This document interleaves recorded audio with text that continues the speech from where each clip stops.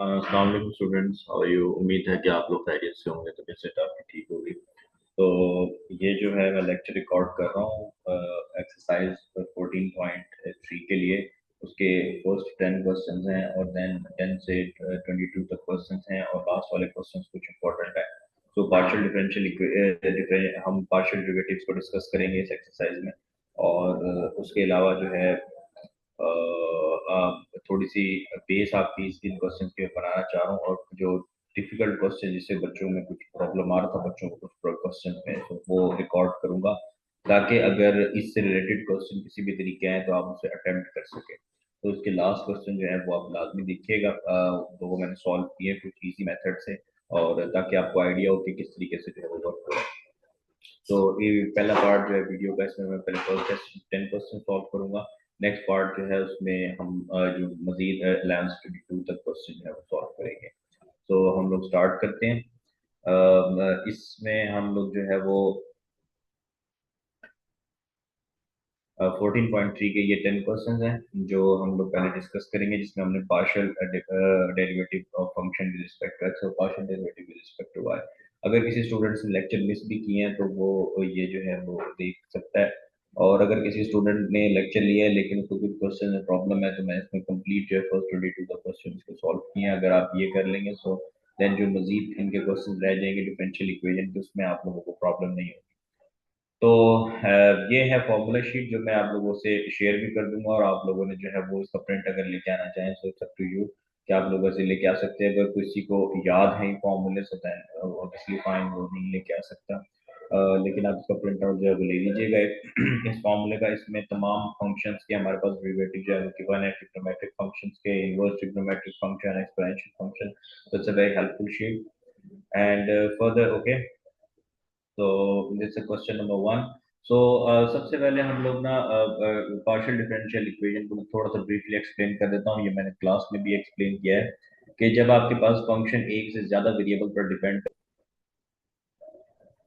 कर रहा है, इसमें हम वहां पर इस फंक्शन में चेंज फाइंड करने के लिए, चेंज का फाइंड मतलब है डेरिवेटिव फाइंड करने के लिए, हम लोग पार्शियल डिफरेंशियल इक्वेशन करते हैं।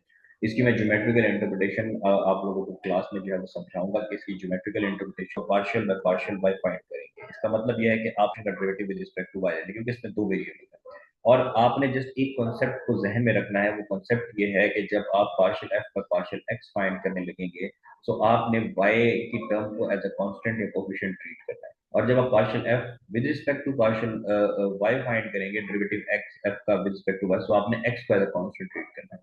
Okay, so first we calculate the partial f by partial x। मतलब हम फंक्शन का derivative with respect to x find करने हैं, तो जहां जहां फंक्शन के अंदर y है वहां पर आप इसे एज अ कांस्टेंट ट्रीट करेंगे।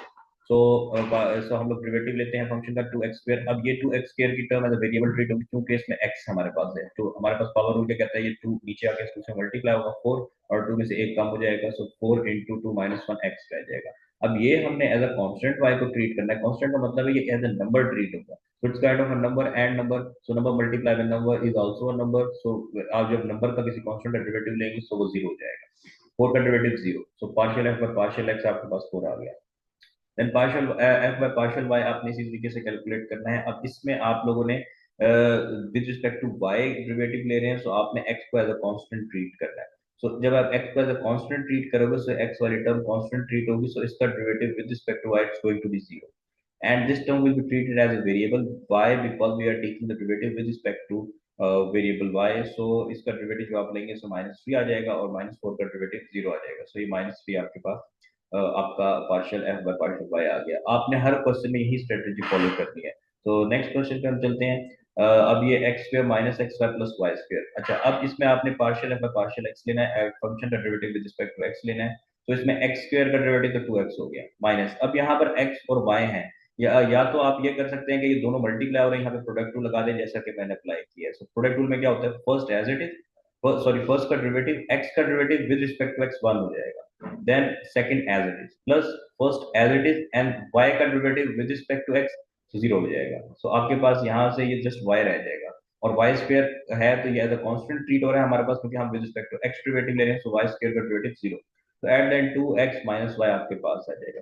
अगर आप ऐसे प्रोडक्ट रूल नहीं अप्लाई करना चाहते तो सिंपली आप लोगों ने सोचना है, ओके, कि मेरे पास ये एक्स वाई की टर्म है, मैं डेरिवेटिव इसका ले रहा हूँ with respect to X, so Y as a constant treat होगा, जैसा कि आप टेबल में। सो 3x का डेरिवेटिव क्या होता था, 3 होता था।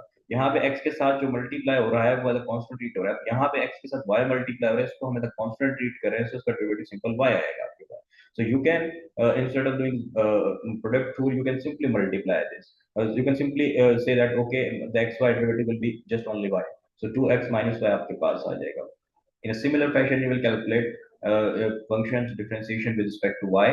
So x square will be treated as a constant. So x square का derivative with respect to y 0 होगा, minus अब यहाँ पर आपने वही स्ट्रेटजी फॉलो करनी है। अब यहाँ विद रिस्पेक्ट टू y जब आप डेरिवेटिव ले रहे हो तो इसमें x as a constant treat होगा और y वेरिएबल होगा।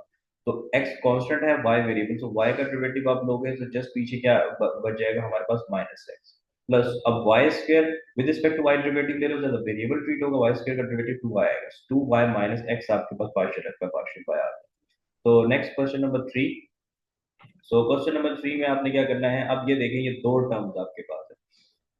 हाँ, अब इस दो टर्म में देखें कि ये कंप्लीट टर्म एक्स स्क्वायर की है, ये कंप्लीट टर्म वाई की है। सो जब आप पार्शियल फंक्शन का डेरिवेटिव लेंगे, सो यहाँ पर देखें आप प्रोडक्ट रूल भी लगा सकते हैं। आप फर्स्ट वाले का डेरिवेटिव लें, सेकंड एज इट इज, फिर सेकंड वाले का फिर फर्स्ट वाले का एज इट इज सेकंड का डेरिवेटिव लें, या फिर आप ये देखें कि जी आपके पास दो नंबर मल्टीप्लाई हो रहे हैं, दो टर्म एक्सप्रेशन मल्टीप्लाई हो रहे हैं और आप derivative with respect to X ले रहे हो। सो ये पूरी टर्म y की है, इस पूरा एक्सप्रेशन y का है, सो इसको एज अ कांस्टेंट ट्रीट करेंगे हम लोग। ओके, आप इसे कॉन्सेंट्रेट करेंगे, डेरिवेटिव जस्ट इसके ऊपर अप्लाई होगा। So y plus 2 as it is होगा और डेरिवेटिव जस्ट इसके ऊपर अप्लाई होगा। सो x स्क्वायर का डेरिवेटिव 2x और माइनस 1 का 0 होगा, so just 2x into Y plus 2 आ जाएगा। आप चाहें तो प्रोडक्ट रूल भी अप्लाई कर सकते हैं यहाँ पर। Okay, partial and partial y अगर डेरिवेटिव लेना है, सो अब इस y का डेरिवेटिव ले रहे हैं, सो ये x स्क्वायर माइनस 1 वाला पूरा एक्सप्रेशन ऐसा कांस्टेंट या कोएफिशिएंट ट्रीट होगा।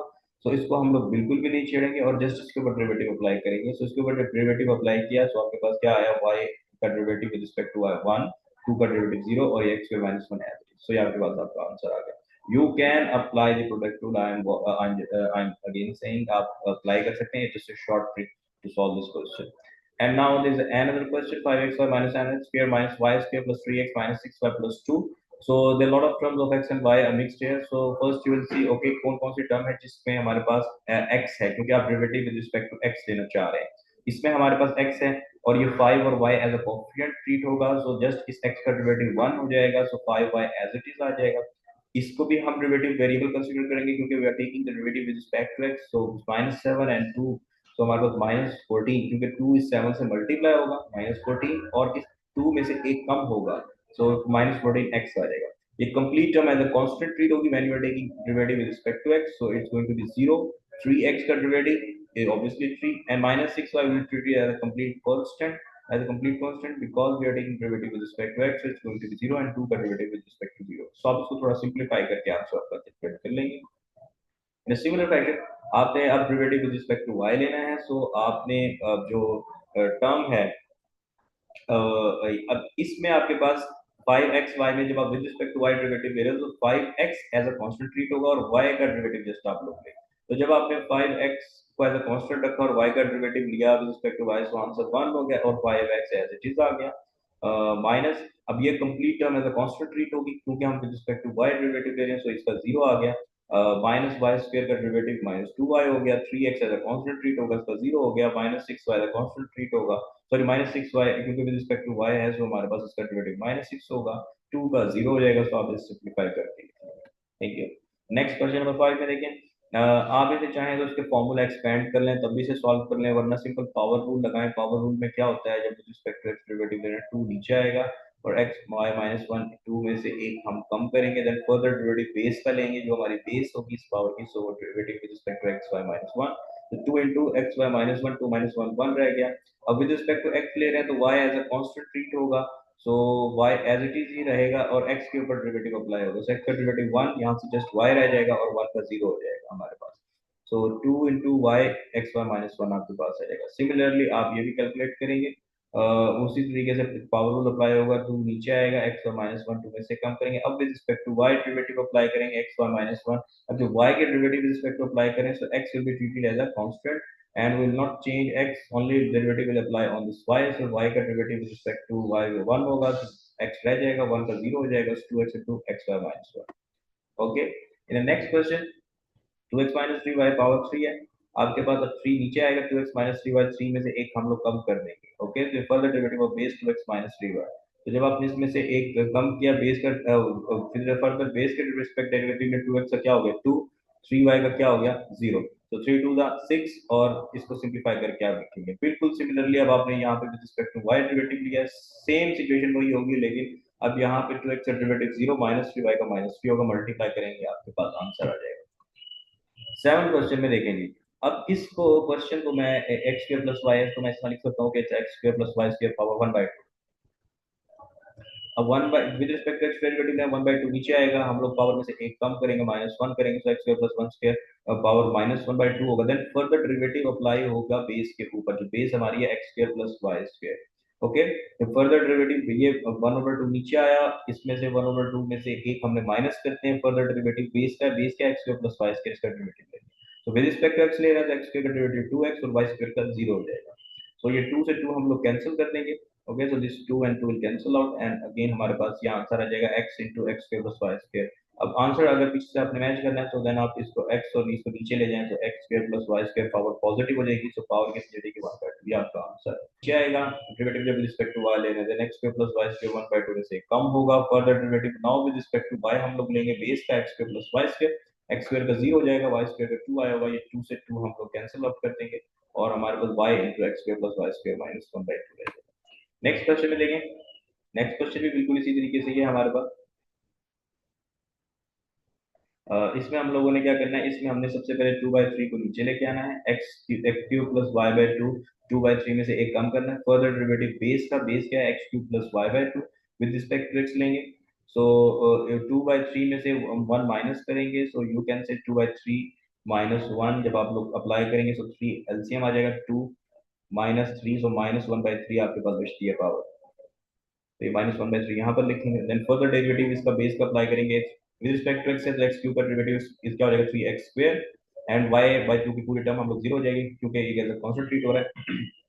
देन इस 3 को इस 3 से हम लोग कैंसिल आउट कर सकते हैं, देन 2x स्क्वायर हमारे पास रिमेनिंग होगा x क्यूब प्लस y/2 -1/2। अब इसको चाहें तो पावर पॉजिटिव बनाने के लिए इसको नीचे ले जाएं और इसको क्यूब रूट की फॉर्म में लिख दें मैनेज करने के लिए। इसको इस तरीके से हम लोग नीचे लेके आएंगे 2x square over X cube, then इस 1/3 को हम क्यूब रूट की फॉर्म में इस तरह लिख सकते हैं। ये पीछे आंसर मैच करने के लिए सेम प्रोसीजर अप्लाई होगा, लेकिन अब यहाँ पे just derivative with respect to y है, वही पावर रूल यहाँ पे हमने फॉलो किया है। और y के अकॉर्डिंग दिस डेरिवेटिव लेंगे, x क्यूब 0 हो जाएगा और y/2 का डेरिवेटिव 1/2 आएगा, क्योंकि y है और साथ ये 1/2 है, तो y का तो 1 हो जाएगा, साथ 1/2 हमारे पास एज इट है। अब ये 2 से 2 जो है वो कैंसिल होगा, सो देन ये 1/3 into x cube plus y/2 -1/3। अगर आप इसको चाहें तो इसको भी ऐसे ही लिख सकते हैं कि 1/3 something over X cube plus y/2। Okay, इसको भी आप इस तरीके से लिख सकते हैं, अगर यहाँ तक रहने then answer to you. Question number 9, okay, it's a simple rule है जो आपने अप्लाई करना है, f of x is equals to 1/x plus y है, इसमें आपने derivative with respect to x लेना है। इसको सबसे पहले हम लोग ऊपर अगर शिफ्ट कर दें तो इसको कैसे लिख सकते हैं, x plus y की पावर -1, देन -1 पे डेरिवेटिव अप्लाई करेंगे, -1x plus y power -2 with respect to x derivative लेना है।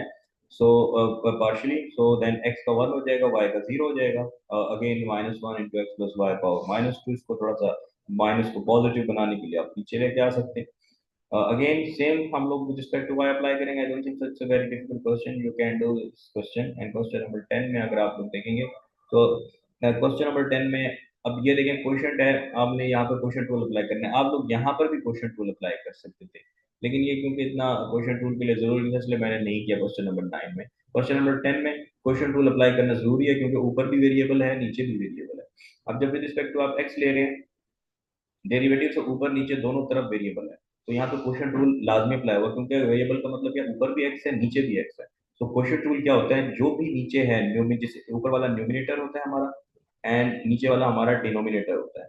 न्यूमिनेटर इन एक्स वाई, डिनोमिनेटर इन एक्स वाई। सो हमने क्या करना होता है, डिनोमिनेटर का स्क्वायर और डिनोमिनेटर ऊपर as it is, then derivative लिया जाता है with respect to x and partial derivative of numerator minus numerator as it is, then denominator का डेरिवेटिव, तो इसका स्क्वायर हो जाएगा। अब न्यूमिनेटर एज इट इज, अब denominator sorry denominator as it is आ गया, ऊपर डिनोमिनेटर क्या है हमारा x square plus Y square, और इसी का नीचे स्क्वायर है, देन न्यूमिनेटर हमारा एक्स है, सो इसको हम लोग partially differentiate with respect to X करेंगे, सो इसका आंसर 1 हो जाएगा, माइनस एक्स। अब न्यूमिनेटर एज इट इज, अब इसको differentiate with respect to X करना है, तो एक्स स्क्वायर का 2x डेरिवेटिव होगा और वाई स्क्वायर का 0 आ जाएगा। तो जब आप x को इस 2x से मल्टीप्लाई करेंगे तो minus 2x square, then x square minus 2x square is going to be minus x square, so y square minus x square over this term आपके पास आ जाएगी।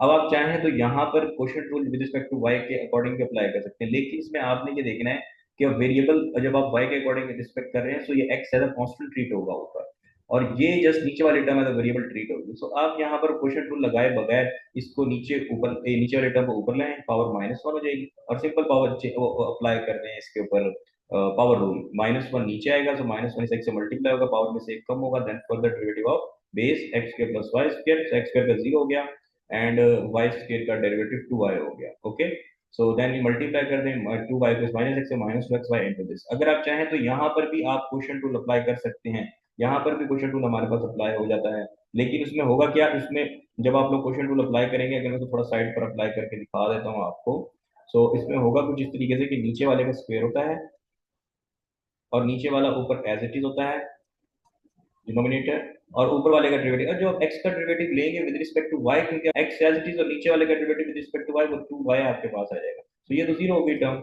और ये आपके पास वही आंसर आपका आ गया -2xy over x square plus Y square. तो यहाँ पर आप चाहें तो क्वेश्चन रूल अप्लाई कर सकते हैं। तो ये फर्स्ट 10 क्वेश्चन बहुत इजी थे, नेक्स्ट 10 क्वेश्चन थोड़े से ट्रिग्नोमेट्रिक के हैं, थोड़े से ट्रिकी हैं, तो मैं खुद सॉल्व करवा दूंगा। सो अभी आपने जिन्होंने नहीं इसको पढ़ा हुआ है, जिनको डिफरेंशिएशन की नहीं समझ, तो वो इसको दोबारा देख लीजिएगा वीडियो को, और I hope it will helpful for